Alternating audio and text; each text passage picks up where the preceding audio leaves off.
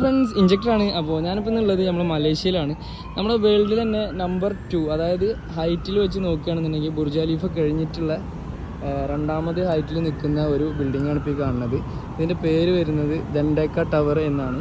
അപ്പോൾ അത്യാവശ്യം വലുപ്പത്തിലുള്ളതാണ്. അതിനോട് അടുത്ത് തന്നെ നമുക്ക് കാണുന്നത് ഇവിടുത്തെ ബ്രിട്ടീഷുകാരായിട്ട് ഉണ്ടാക്കിയിട്ടുള്ള മെട്രോ അല്ല, റെയിൽവേ സ്റ്റേഷനും കാര്യങ്ങളൊക്കെയാണ്. ഇത് അതിൻ്റെ ഓഫീസ് കാര്യങ്ങൾ.